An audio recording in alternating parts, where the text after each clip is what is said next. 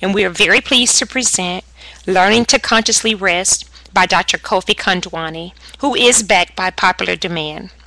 Dr. Kondwani is an assistant professor in the Department of Community Health and Preventive Medicine here at Morehouse School of Medicine. He received his PhD in psychophysiology from Maharishi International University in Fairfield, Iowa. Dr. Kondwani has served as a Transcendental Meditation treatment provider in 4 randomized clinical control trials that was supported by the National Institutes of Health, the Department of Defense, and the National Center for Complementary and Alternative Medicine. These research projects have investigated the physiological, psychological, and behavioral effects of meditation on stress, behavior, hypertension, and cardiovascular disease, primarily in the African American population. For more than 30 years, Dr. Kondwani has taught consciously resting meditation techniques in academic research settings and as a preventative or treatment strategy in hospitals, health clinics, and private schools, businesses, as well as prisons.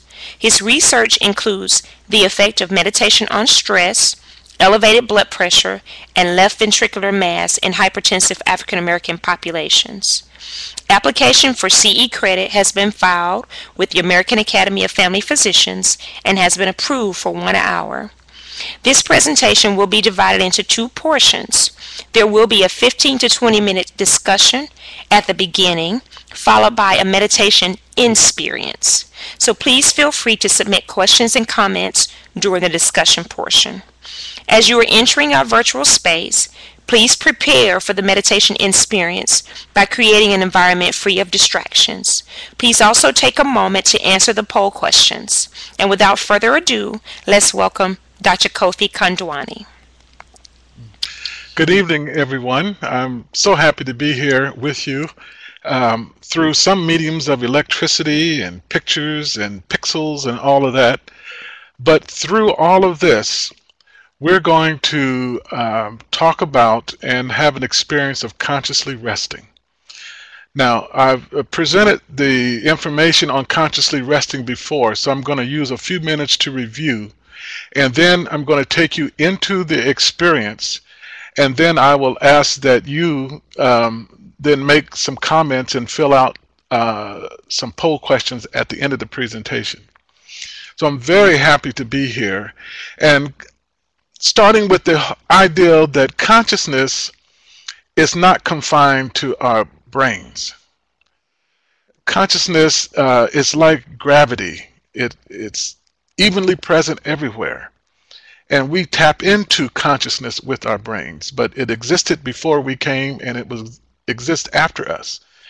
And there are certain principles associated with consciousness that we can use to experience deeper levels of our mind. And as the mind settles down, so does the body.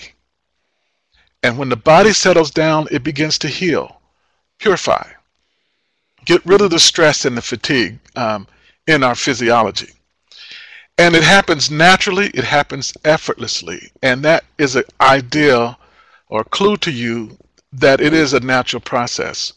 I was happy to see in the polling that 100% of you felt that meditation was not a religion. And it is not. Although when I started this 30 years ago, I was run out of some places because they thought this was of the devil. But very recently, a few months ago, I was in a Presbyterian church teaching meditation to 50 or 60 parishioners prior to the service. So it's a different day and a different perspective of what meditation is and what it can do for us. My work has been involving documenting and researching the effects of meditation, because before it can be supported by insurance companies, before it can be recommended by physicians, before it can be institutionalized in places like schools and prisons and hospitals and clinics and other places, there needs to be evidence associated with it. So I want to take a little time and run through a little of the evidence that I personally have been involved in, and then take you right on into an experience. So, as soon as I learn how to advance the slides, we'll get started. There are arrows in the bottom left corner of the presentation. I got it. Okay.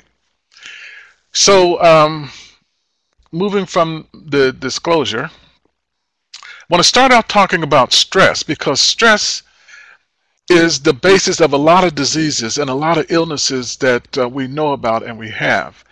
I want you can think about your patients if you like, but I prefer that in this session you think about yourselves and how stress is impacting your life, because this process tonight is for you. It's not for your patients, it's not for your family members. Only you can meditate for yourself, and only you will know if it has an impact in your life. But stress has been implicated in a lot of problems, but everything causes stress.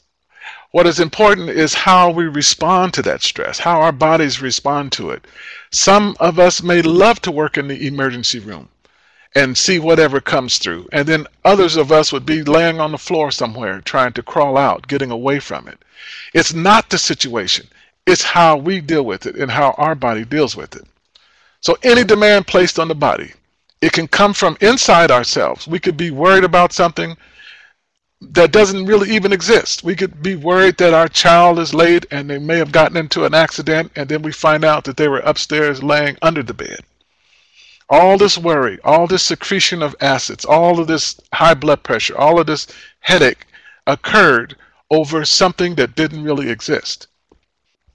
And then we can also be affected by internal things, our jobs, our families, our neighborhoods, and environmental things. So stress is a demand placed on our bodies, no matter what the demand. The doctor who coined the term stress, Dr. Hans Selye, said that you can get as much stress from a passionate kiss as you can the lash of a whip. Now, if I was in that clinical trial, I know which group I'd want to be referred to. But what he's implying is you could be told you just won the lottery and have a heart attack and die. So how your body deals with the stress is as important, and even more important than the stress itself. Mentally, you have too much stress, you can't think clearly, you forget things, your concentration is not as clear as it should be. You don't like who you are, you drop in productivity. Emotionally, then, you respond to stress. You have anger outbursts or anxiety or sadness or depression, or these mood swings. They all are a result of stress, or at least partially so. Behaviorally, then, we change. We start smoking or chain smoking, drinking, all kinds of drugs, overeating, eating too much, eating too little. You don't interact with people like you used to. You're isolating yourselves. You're getting in trouble. You're not active. So your behavior changes because of stress. And if it's not dealt with at some level, now you're going to have physiological problems, the headaches, the backaches. You can't sleep. You're sleeping too much. You have diarrhea or constipation. So the body can take it in a lot of different ways. But stress is still the same etiology of these things. These things occur, then you're called. It's physicians or physician assistants or nurses. They want you to help with these symptoms. If they don't go to you, and oftentimes even if they do, it's still going to become chronic. Now you have the people with hypertension and heart disease and high blood pressure and heart attacks and strokes and kidney failure and all these things leading specifically to death. So stress, we all have to deal with it. But Hans Selye put in the name stress, the word stress, is antidote, and that's rest. You get rest, you get stress on you through activity. It comes off of you through rest. So the deeper the rest you can get, the more stress you can release. And the more stress you release, the more you relieve yourself of those symptoms that I just presented. Now, of all of the didactic information that I'm presenting to you now, this is the most important. To understand that there's 4 natural states of consciousness, not just 3 that we're used to. The mind can operate in 2 ways. The body operates in 2 basic ways. The mind can be conscious and awake and aware, like you are now, or it can be unconscious. You're unaware of what's going on around you. The body can be either active with the heart rate up, breathing up, or it can be at rest. Heart rate slows down, breathing slows down. If there's two ways for the mind to operate, two ways for the body to operate, there should be four distinct experiences we should have as the mind relates to the body. Now, when the mind is conscious and the body is active, that's the waking state of consciousness. That's the one I assume you're in now, listening to me. If your mind, however, is unconscious and your body is at rest, that's the sleeping state of consciousness. When the mind is unconscious, unable to respond to what's going on around you, and the body is active, that is the sleep state of the dreaming state of consciousness. When you're sleeping and you start to have random eye movements, or your body is digesting the food, or your body is healing or rejuvenating, these are activities of the body that occurs, but your mind is unconscious. Waking, sleeping, dreaming. This is what we're used to in our daily life. Where is the experience when the mind is conscious and awake and aware, but the body is resting? This is consciously resting. A state of consciousness that's different from being awake, is different from sleeping, and is different from dreaming. Physiologically so. So it's this ability to consciously rest. Now, you learn how to do this, but you also learn how to walk. You learn how to talk. You learn how to swim. You learn how to ride a bicycle. And once you got it, you got it. Consciously resting is the same way. You learn how to do it, but then you got it. And once you got it, and you have it for the rest of your life. You can use it anywhere. You can be on a plane. You can be on the bus. You can be in your office. You can be at home. You could be sitting in a garage. You could be wherever. As long as you can close your eyes, you can consciously rest. And this is the technique that I'm presenting to you this evening, is how to access this level of your own mind. And once you access this, healing begins to occur, not only in the physical body, but also in the mind. Because in the experience of consciously resting, you're thinking less and less and less until you transcend thinking altogether and experience pure silence, just total quietness. No thoughts, no problems, no pain, no pressures, no stress, no thing. That is the experience that you have in consciously resting. Now, you can't make that happen. I can't tell you to think of a flower, and in your mind you're thinking flower, flower. Then you're going to start thinking, well, what kind of flower? What color flower? Did I buy it? Did I grow it? Did somebody give it to me? Is it a wedding? Is it a funeral? Did I bake a cake with it? So your mind will be steadily active thinking about the word that I gave you. So the process of consciously resting does not require a word. It requires a sound, a vibration that's already known to settle the mind down to the deeper levels of itself. And once the mind settles, so does the body. And once the body settles, the healing begins to occur. There are different types of meditations. There's external meditations where you're actually moving the body in some way. There's the yoga where you're on the floor and you're stretching and you're moving in different positions and you're massaging different aspects of your body and all of those things. Tai Chi, you're standing up and doing the same thing. Tai Chi has been considered meditation in motion. And you're taking your body to different positions. And these positions actually relax different aspects of your body and allowing you to relax. There's progressive muscle relaxation, which is more Western in terms of its development. And this progressive muscle relaxation, where you would relax different aspects of your muscles, starting from your calf muscles and moving up to the thighs and the stomach and the chest and the arms until your body relaxes. However, it still takes thought to do that. You're not going to go beyond thinking if you're moving and doing something. So the yoga, the Tai Chi, the muscle relaxation requires you to do something. And as long as you're doing, you're not settling down to do less and less. You can have audio tapes of music and gongs and ocean waves, or you can go to the ocean, and that definitely relaxes you. But still, all of these things are external. They're bringing things to the inside of you from the outside. Internal meditation, you could be asked to concentrate, to force the mind, to focus the mind on one particular thing or a candle or a thought or something. And every time the mind wanders, you whip it back, and it wanders again, and you whip it back, and you keep doing that and keep doing that until the mind gets so tired that it just gives up and you settle down to those deeper levels. That takes effort, that takes work, that takes focus, that takes doing something, which some people can do that and some people don't. But once you give up, then the mind settles down basically and gets to those deeper levels. Then you can have contemplation, where you're just thinking about something.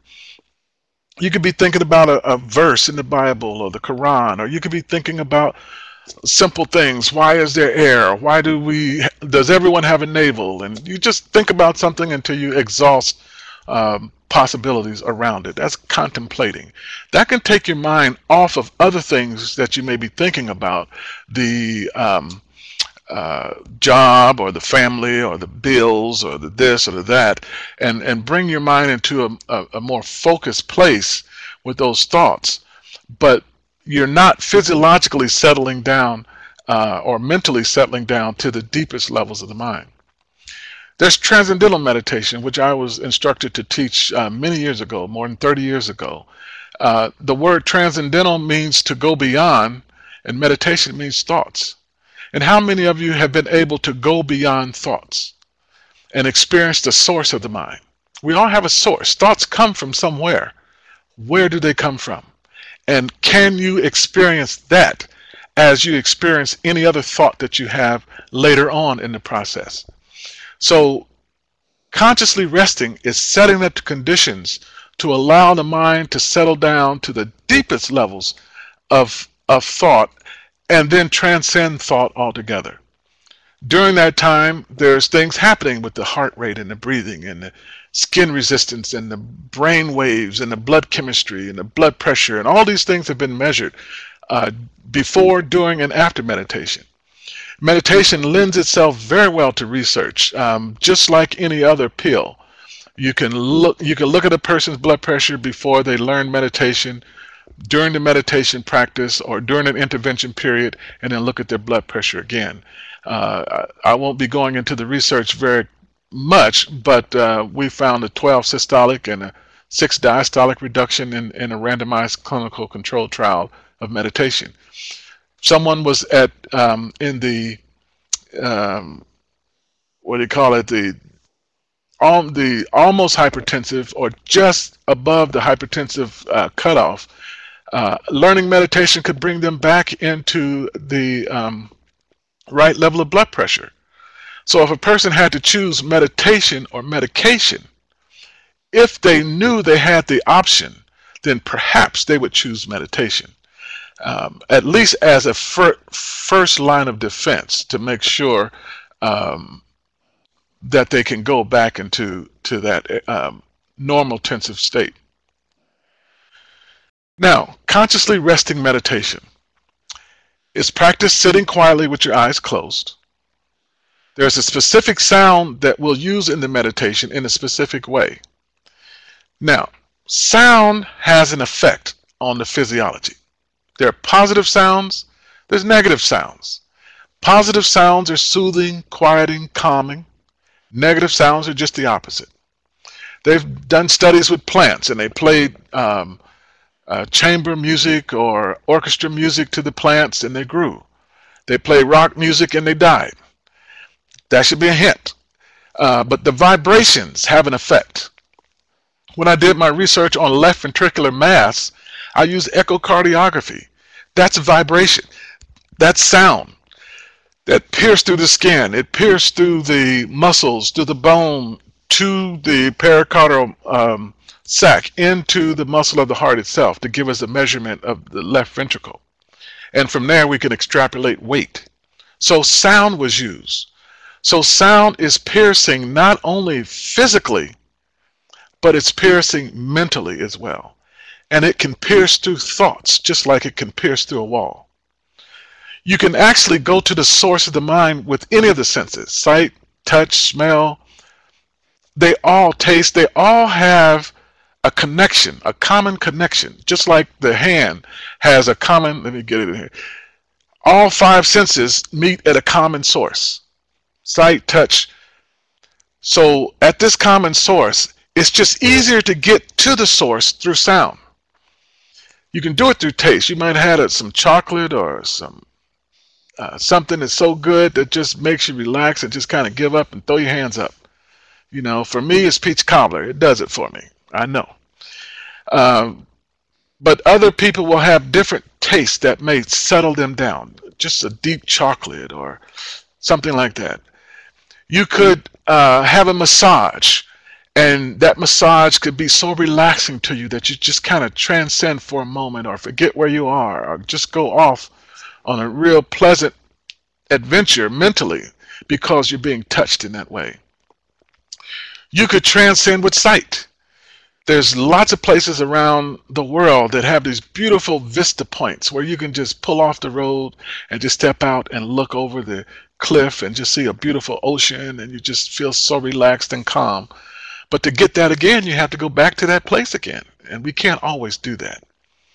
So all of the senses have a common source, but sound is what we'll use to access that commonality between all of those senses. It's recommended that consciously resting meditation be practiced for 20 minutes twice daily. Once in the morning, just as you wake up, before you dress, or you could shower first, dress, and then sit down. You could shower, dress, go to work, sit down in your office, do a meditation before you start your day. Because the more quiet you are, the more calm you are, the more easier your day is going to go, and you'll be much more effective. And then again in the evening, around 5, 6 o'clock, before dinner, or before you leave the office. If it's crazy at home, you might do your meditation in the office before you go home. I have people that tell me that they drove into the garage and sat in the car and did their meditation in the car before they went into the craziness of the house. So you select where you're going to meditate and when. And it doesn't evolve around morning and evening. If you're working late shift, then your first meditation might be 11 o'clock at night, and your second one may be 6 or 7 in the morning. So you adjust it to your schedule. So it's a tool for you. You've got it. Once you have it for the rest of your life. I can't take it back from you. You can use it whenever and wherever you want to. It's better to be consistent with it, because your body will also become consistent with settling down and getting quiet on a regular basis, and that will allow for even deeper experiences. This is how people look when they're meditating. This is a study that I did here at Morehouse School of Medicine. We're looking at blood pressure. They're just calm. There's an old African saying that everyone whose eyes are closed ain't sleep. These people ain't sleep, but they're doing something inside that's changing their physiology, that's allowing for them to get a deep rest in a very short period of time. And if you're on call and you have to run and do something, then it's best for you to have a tool where you can get the rest you need so that you can perform maximally as you do your work. So what's going on inside are deeper and deeper levels of silence. Noise is decreasing, silence is increasing. And that's the reason why we practice the meditation. Now, if you have any questions, I'd like for you to type those in now, because if you have questions, you're going to be thinking about them during the meditation process. And if you're thinking about them, you're not going to be meditating. So if you have some questions, let's take a moment to answer those questions.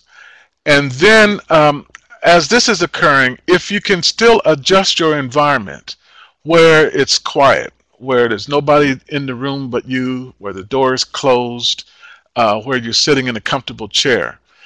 You don't even have to sit and look at the computer because your eyes are going to be closed, but you can still hear me that I give you as I give you instructions to go into the process and then out of the process. Any questions at all as to what I've discussed so far?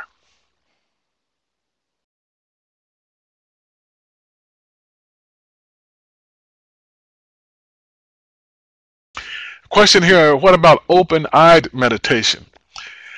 Open-eyed meditation is fine depending on what your goal is of the meditation.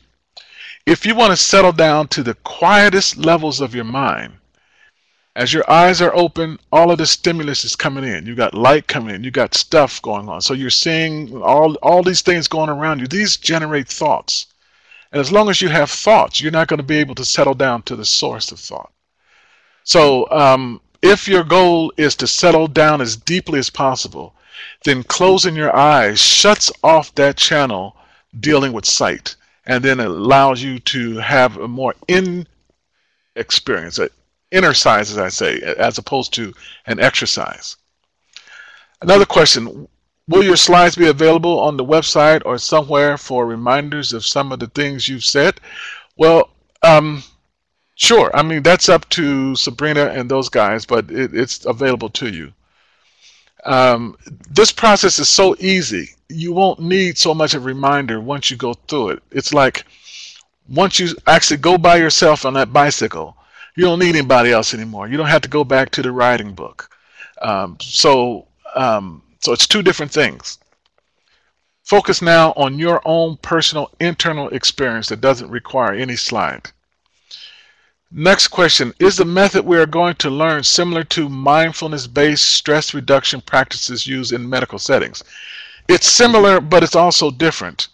Mindfulness-based it's a process of you thinking, and thinking in a specific way, and you're eating in a specific way, or you're doing things specifically, and that requires thought.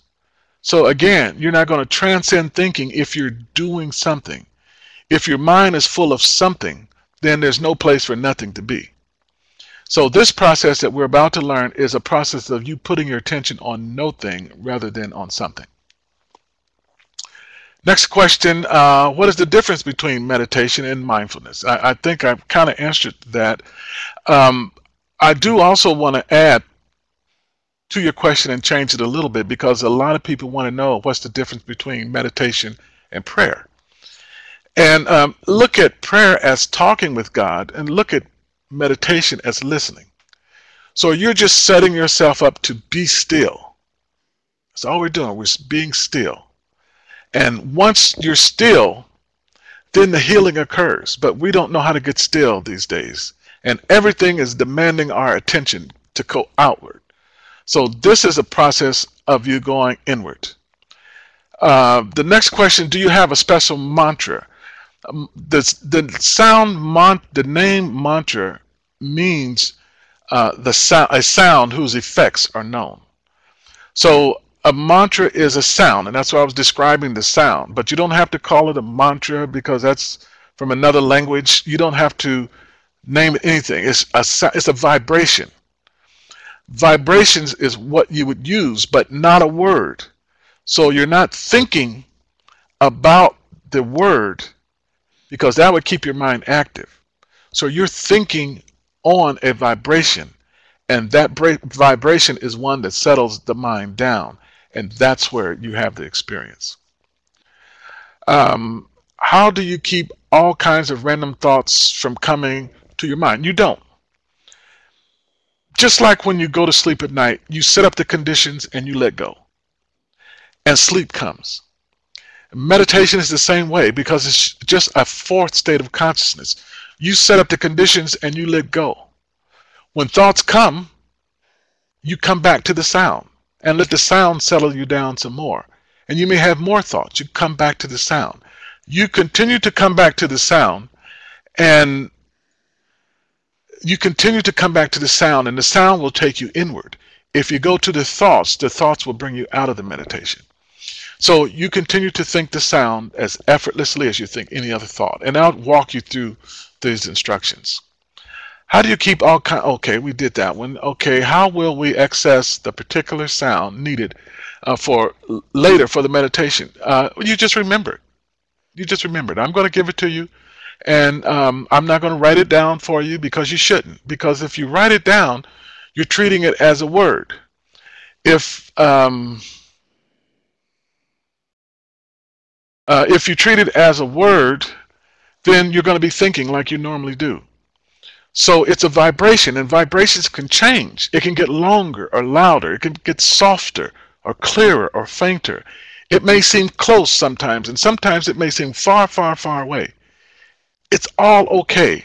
You just take it as it comes, not trying to manipulate it or control it in any way, because it's going to settle down. And if you put your awareness on it as I instruct you to, then you will settle down. Your awareness will settle down with the sound, with the vibration, and then you'll be able to experience deeper levels of your mind. Another question, what if you fall asleep when you're practicing consciously resting? That's fine. You are setting up the conditions for your body to let thy will be done. If your body needs sleep, it's going to take sleep. And it will continue to take sleep until you pay back the debt that you owe, that sleep debt. So don't feel as if you're not meditating correctly because you fell asleep. It's correct. Because you said to the body, basically, do whatever it is that you want to do. And if sleep comes, fine. When you wake up, if you still have time that you can meditate, you'll find that that meditation will be clearer. And you'll also find that that sleep during the meditation will be deeper. So it's not a problem. I probably have one of the few classes where it's okay for people to fall asleep. So don't feel like it's wrong. And if you start this meditation and you wake up tomorrow morning, you'll find that you're still in a good position, that you feel better and you feel more rested. And that's fine too. Any other questions before we move on? I'm sorry for talking so fast, but I'm also looking at the time. Can you break it up into shorter 10-minute sessions? Yes. As long as you start each meditation, and I'll review this again with you after we have the practice, but as long as you start each meditation with 2 or 3 minutes of silence and end each meditation, if you start the meditation with a half a minute of silence and end each meditation with 2 or 3 minutes of silence, that means during those periods you're not doing anything. But during the meditation period, there would be 5 minutes of you thinking the sound that I'm going to give you and then you taking it as it comes. So if you can only do 5 minutes, 5 is better than 0. But it will not help if you don't use it. So just like a pill in the cupboard, if you don't take it, it's not going to help. Meditation is the same way. If you don't use it, if you don't practice it, and that's why it's consciously resting. You have to decide to do it and find the environment that you can do it in, and then practice it, and then go on about your business. Okay, so I want us to move into now the experience. And in order to do that, I'd like for you to just follow my very, very, very simple instructions. I'll start out with asking you to just sit comfortably in your chair. And as I said, you don't have to look at the screen. You can turn your back to the screen because it's my voice that I want you to hear. So I want you to sit comfortably in your chair. Have nothing in your laps, not holding on to anything. Sit comfortably and just close your eyes.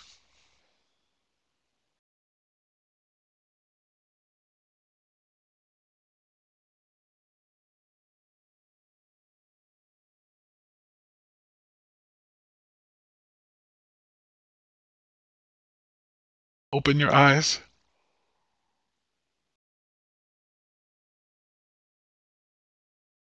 Again, everyone, just close your eyes.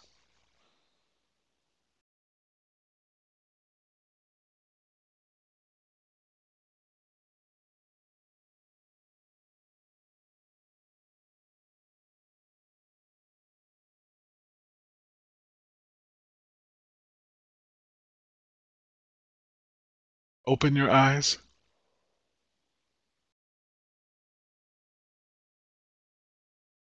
When you close your eyes, naturally you feel quietness, some silence.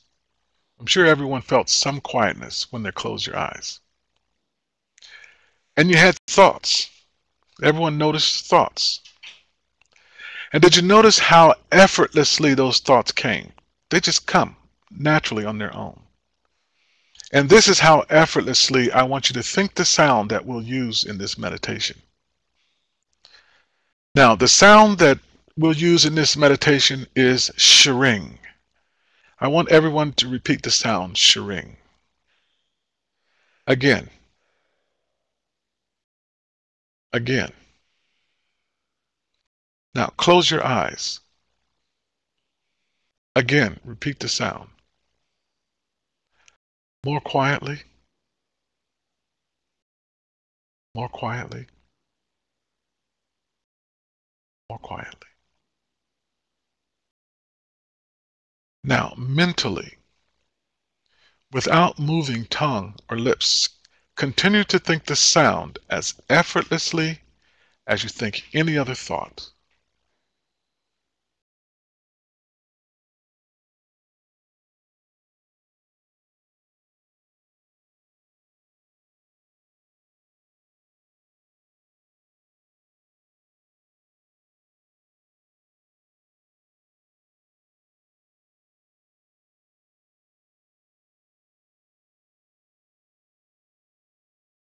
Open your eyes.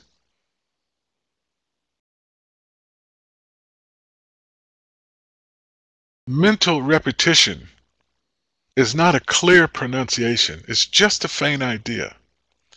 And if at any time you seem to be forgetting the sound, you don't try to hold on to it. You just let it go. If thoughts come, easily come back to the sound. If you hear noises around you, easily come back to the sound.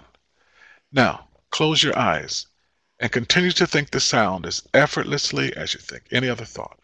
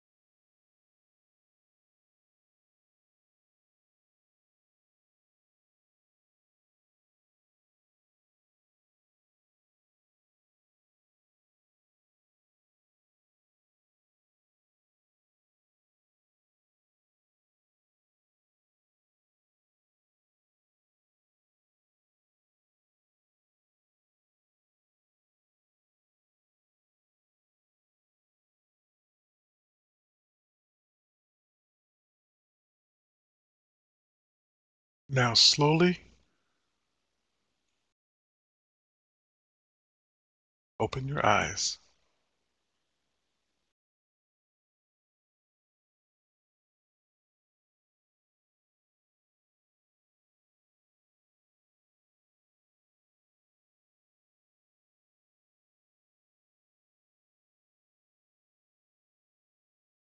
This is consciously resting. See how simple it is.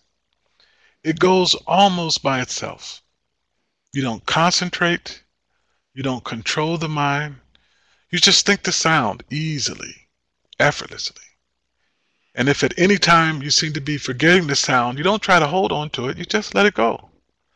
If thoughts come, you come back to the sound. If you hear noises, you come back to the sound. It's a simple, natural, innocent process of thinking the sound and taking it as it comes. Now, we're going to meditate for just a few more minutes. And when I ask you to close your eyes, I want you to just close your eyes. You can even turn your back to the computer if the computer screen is too light. Close your eyes, and I want you to begin to think the sound as effortlessly as you think any other thought. Don't look for anything to happen.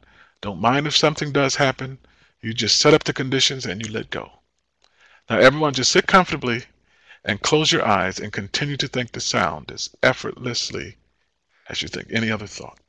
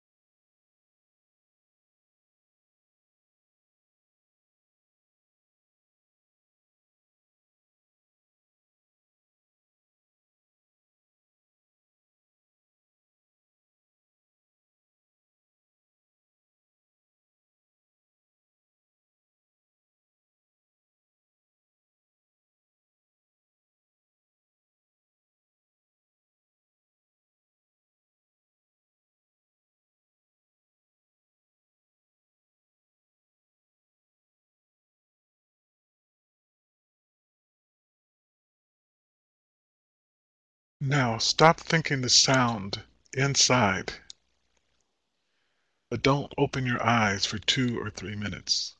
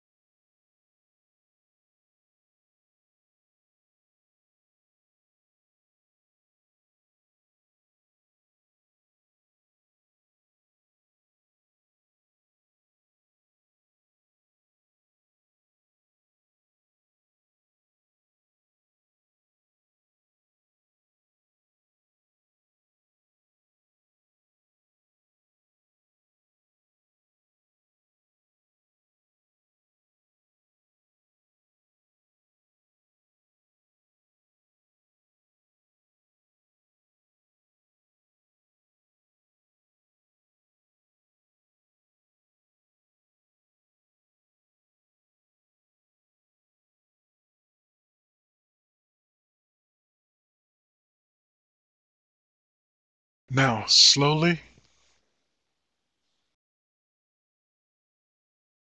open your eyes.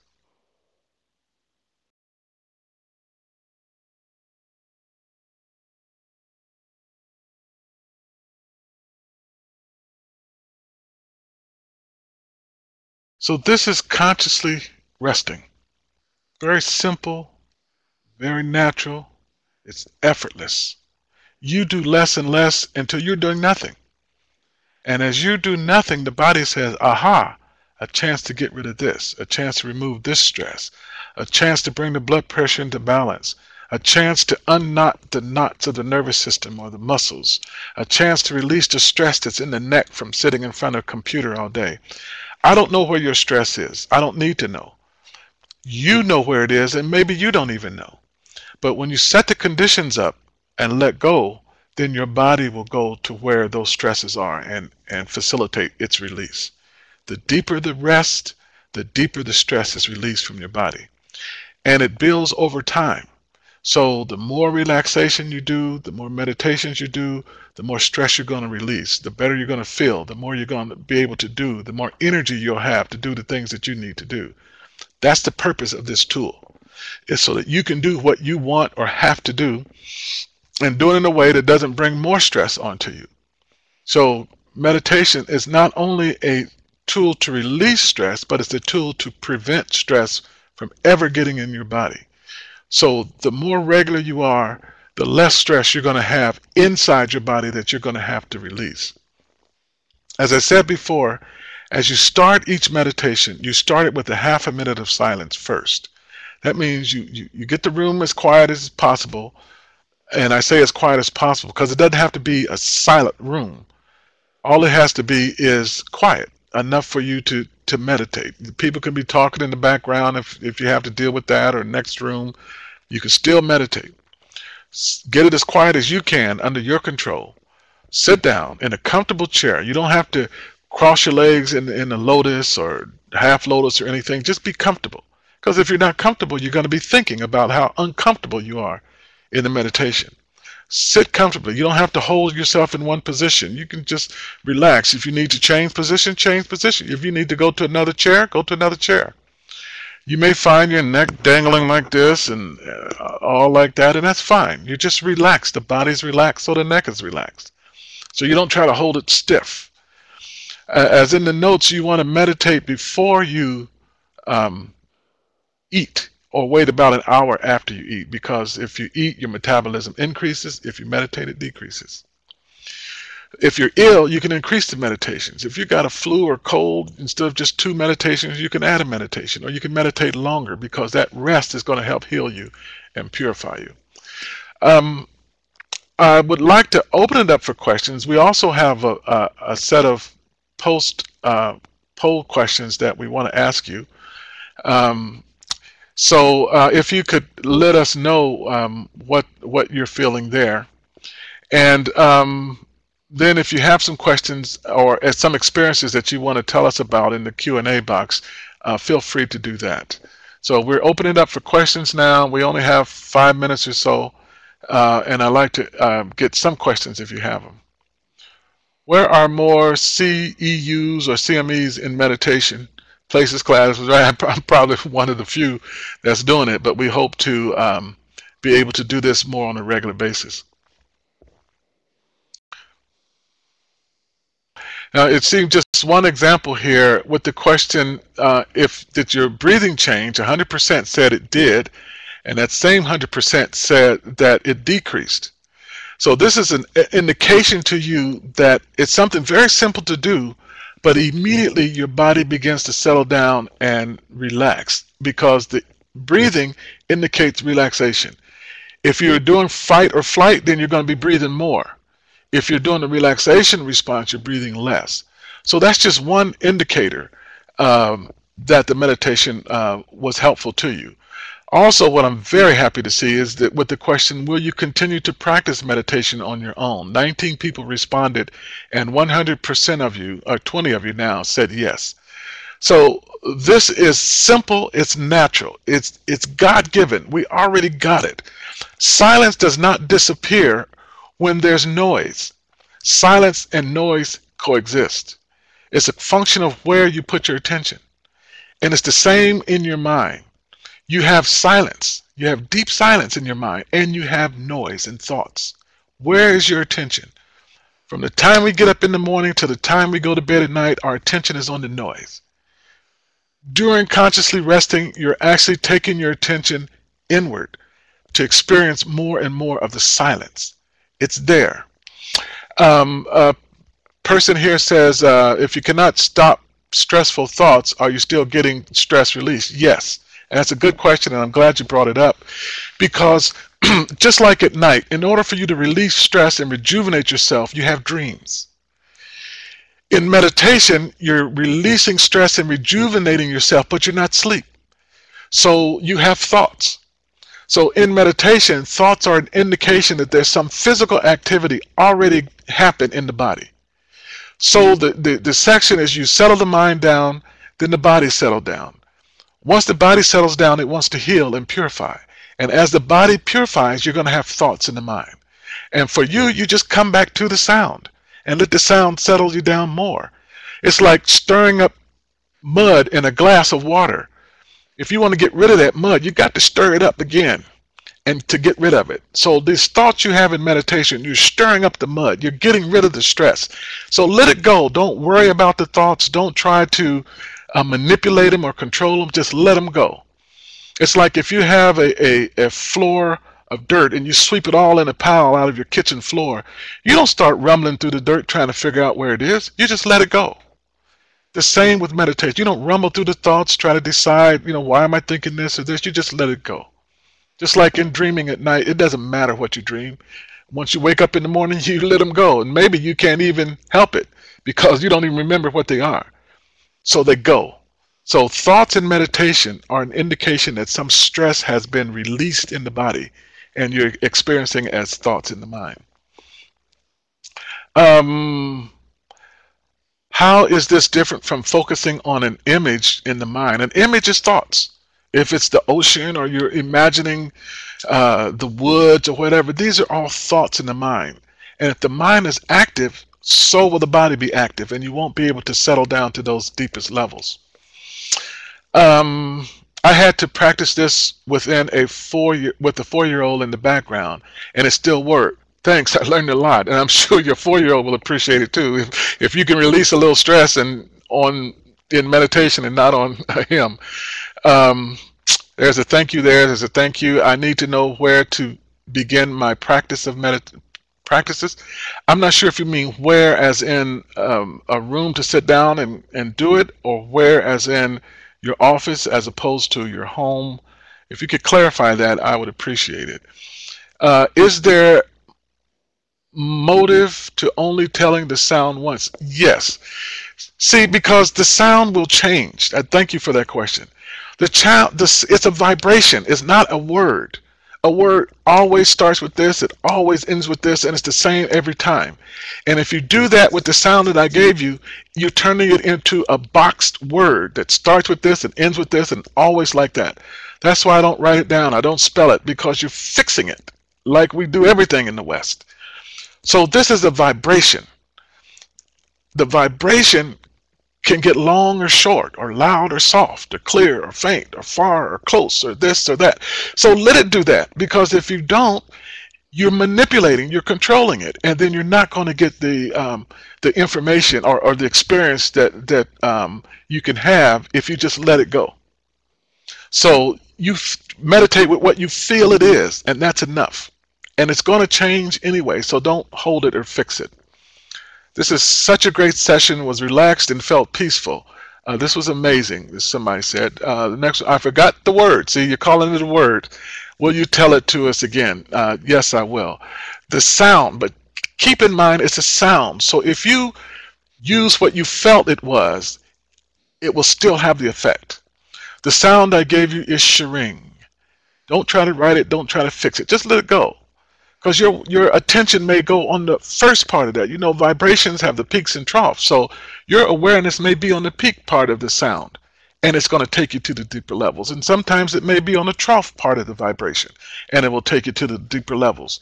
So don't hold it, fix it, manipulate it, control it. Just let it be what it's going to be. And if you're not doing it, then it's the natural processes of your mind and your body doing it all. Who else teaches this to physicians? There are people that Cheryl Gills, is that Cheryl in California?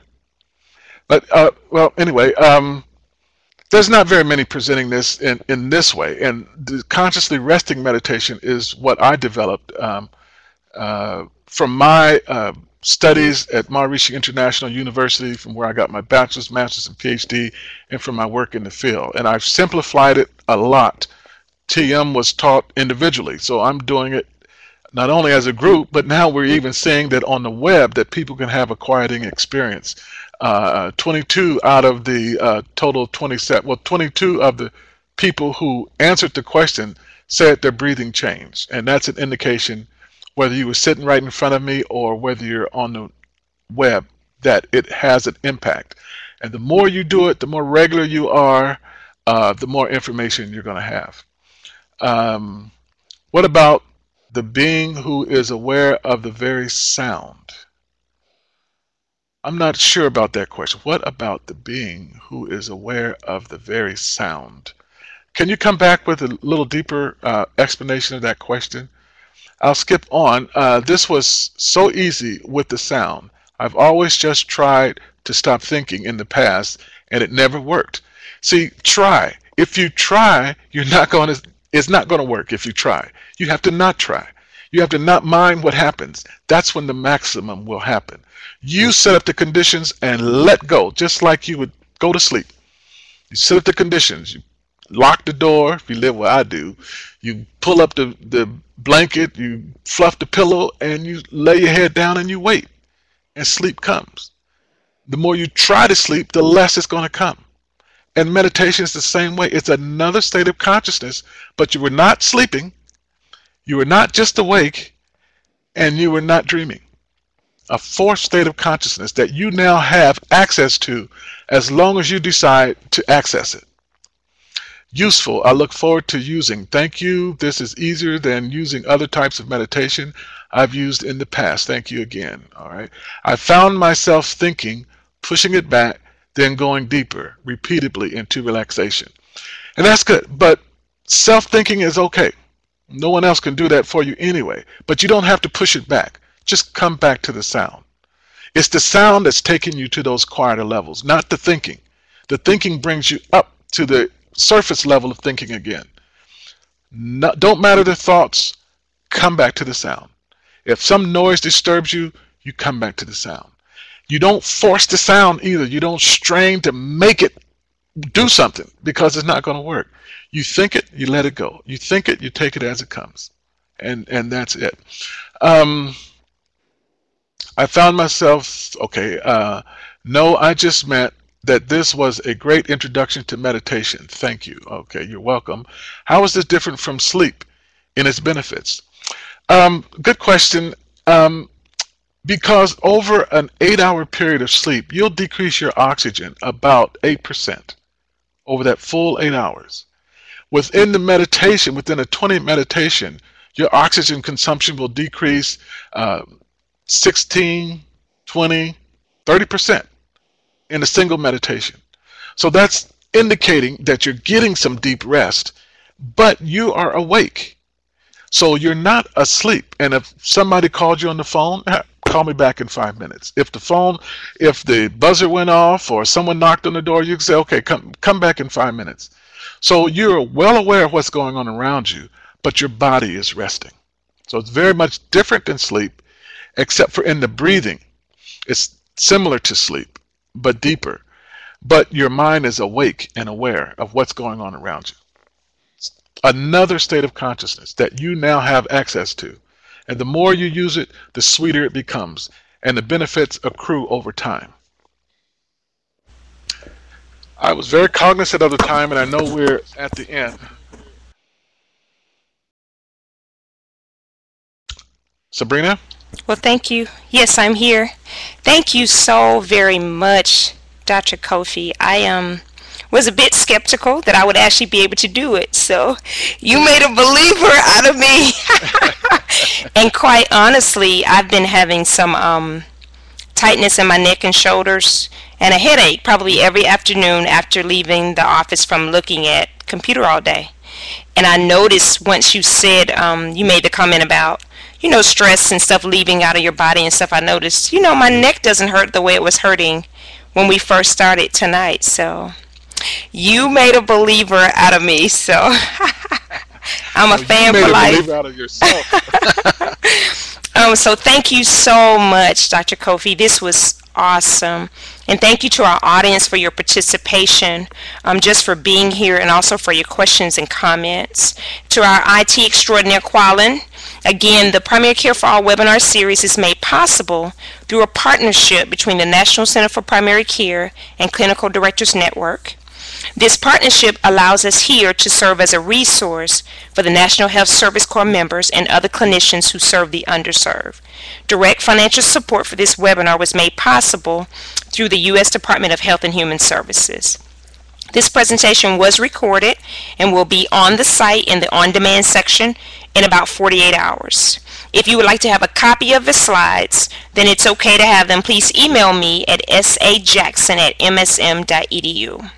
The CE quiz should be popping up as we speak. Please also see the website calendar for upcoming things.